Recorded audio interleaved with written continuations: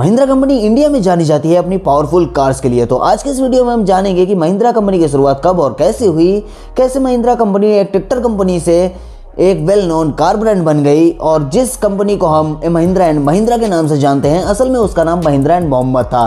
तो इसके पीछे की पूरी कहानी जानने के लिए वीडियो को लास्ट तक देखो और अभी तक लाइक नहीं किया तो लाइक करके अपने दोस्तों के साथ शेयर कर दो और अगर चैनल पर नए हो तो जल्दी से सब्सक्राइब कर लो। बढ़ते हैं वीडियो की तरफ। महिंद्रा कंपनी के इस बेहतरीन सफर की शुरुआत साल 1992 से हुई थी, जिस दिन महिंद्रा कंपनी को शुरू करने वाले महान हस्ती जगदीश चंद्र महिंद्रा का जन्म पंजाब के लुधियाना में हुआ था। जगदीश चंद्र महिंद्रा या कहें जेसी महिंद्रा अपने 9 भाई बहनों में सबसे बड़े थे। जेसी महिंद्रा ने बहुत ही छोटी उम्र में अपने पिता को खो दिया था, जिसके कारण इनके नाजुक कंधों में बहुत बड़ा बोझ आ चुका था। लेकिन जेसी महिंद्रा एक जुझारू, परिश्रमी और दूरवर्ती सोच रखने वाले व्यक्ति थे। तभी जिस समय लोग शिक्षा को महत्व नहीं देते थे, उस वक्त उन्होंने शिक्षा के महत्व को समझा और अपने साथ साथ अपने सभी भाई बहनों को अच्छी शिक्षा दिलवाई। यहाँ तक कि उन्होंने अपने छोटे भाई कैलाश चंद्र महिंद्रा को उच्च शिक्षा के लिए कैम्ब्रिज यूनिवर्सिटी भेजा और खुद जेसी महिंद्रा ने अपनी इंजीनियरिंग की पढ़ाई बॉम्बे के विक्टोरिया जुबली टेक्निकल इंस्टीट्यूट से की थी, जिसको आज के समय में हम माता जीजाबाई टेक्नोलॉजिकल इंस्टीट्यूट के नाम से जानते हैं। करने के साथ ही साल 1929 में जेसी महिंद्रा को टाटा स्टील के अंदर अच्छी नौकरी मिल गई। उन्होंने 1940 तक एक सीनियर सेल्स मैनेजर के पद पर कार्य किया, जिसके बाद उन्हें दूसरे विश्व युद्ध के दौरान उन्हें भारत सरकार द्वारा भारत का पहला स्टील कंट्रोलर नियुक्त किया गया। और अगर बात करें केसी महिंद्रा की, तो कैम्ब्रिज यूनिवर्सिटी से पढ़ाई करने के बाद कुछ साल उन्होंने अमेरिका में ही काम किया और 1942 में उन्हें इंडियन परचेजिंग मिशन का हेड नियुक्त किया गया। और जब वो 1945 में भारत वापस आए तो भारत सरकार द्वारा उन्हें इंडियन कोल्ड फील्ड कमेटी और ऑटोमोबाइल एंड ट्रैक्टर पैनल का चेयरमैन बना दिया गया। ऐसे ही कई बड़े बड़े पद उन लोगों को ऑफर होते रहे, लेकिन दोनों भाइयों ने उनको लेने से मना कर दिया। अब तक ये दोनों एक साथ मिलकर अपना बिजनेस शुरू करने का मन बना चुके थे। उस समय भारत अपनी आज़ादी की लड़ाई लड़ रहा था और जेसी महिंद्रा को पूरा विश्वास था कि भारत जल्द से जल्द आज़ादी हासिल कर लेगा और वो ये भी जानते थे कि आज़ादी के बाद स्टील उद्योग जोर पकड़ेगा। इसलिए उन्होंने अपना घर बेचा और अपने एक दोस्त मलिक गुलाम मोहम्मद के साथ अपनी स्टील कंपनी की शुरुआत कर दी, जिसका नाम उस समय महिंद्रा एंड मोहम्मद रखा गया। उस समय दोनों भाइयों ने सोचा था कि मलिक गुलाम मोहम्मद के साथ अपनी स्टील कंपनी को नई ऊंचाइयों पर ले जाएंगे, लेकिन 1947 में कुछ ऐसा हुआ जिसने सब कुछ बदल कर रख दिया। दरअसल 1947 में जब देश का बंटवारा हुआ तब मलिक गुलाम मोहम्मद भारत को छोड़कर हमेशा के लिए पाकिस्तान चले गए, जहां पहले वो वित्त मंत्री बने और बाद में पाकिस्तान के तीसरे गवर्नर जनरल बने। मलिक गुलाम मोहम्मद का इस तरह से जाना दोनों महिंद्रा भाइयों पर बहुत गहरा असर पड़ा, क्योंकि कंपनी में मलिक गुलाम मोहम्मद की हिस्सेदारी भी काफ़ी ज़्यादा थी।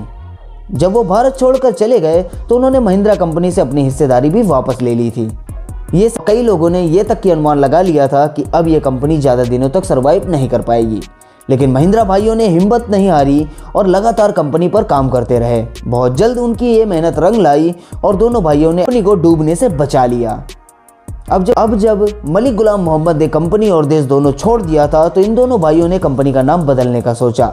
वह बदलना कोई बड़ा काम नहीं था, लेकिन प्रॉब्लम ये थी कि सारी स्टेशनरी M&M नाम से छप चुकी थी, लेकिन कंपनी के हालात ऐसे नहीं थे कि वो और खर्चा कर सके। दोनों महिंद्रा भाई कंपनी को ऐसा नाम देना चाहते थे जिसकी शुरुआत M से हो और काफ़ी सोच विचार करने के बाद कंपनी का नाम महिंद्रा एंड महिंद्रा रखा गया।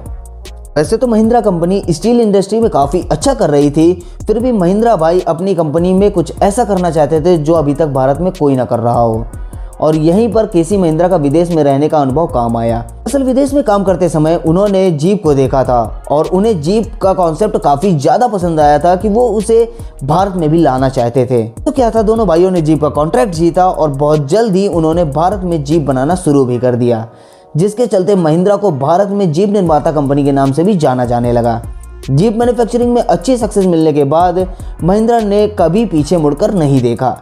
जीप के साथ साथ महिंद्रा लाइट कमर्शियल व्हीकल और ट्रैक्टर भी मैन्युफैक्चरिंग करने लगी और देखते ही देखते महिंद्रा दुनिया में सबसे बड़ी ट्रैक्टर निर्माता कंपनी बन गई थी। आगे चलकर 1951 में जेसी महिंद्रा और 1963 में कैलाश चंद्र महिंद्रा का देहांत हो गया, जिसके बाद इस कंपनी की बागडोर महिंद्रा परिवार की अगली पीढ़ी में आई और लगातार ग्रोथ करती रही। आज महिंद्रा एक दो नहीं पूरे 150 कंपनियों का एक विशाल ग्रुप बन चुकी है। जिसमें महिंद्रा इलेक्ट्रिक, महिंद्रा डिफेंस, जावा, स्वराज, महिंद्रा एग्री सॉल्यूशन जैसी 150 कंपनियां शामिल हैं और महिंद्रा का ये बिजनेस दुनिया के 100 से भी ज़्यादा देशों में फैला हुआ है। प्रेजेंट टाइम में महिंद्रा की बागडोर जगदीश चंद्र महिंद्रा के पोते आनंद महिंद्रा के हाथों में है, जो 2012 से इस कंपनी के चेयरमैन और एमडी के पद संभाले हुए हैं।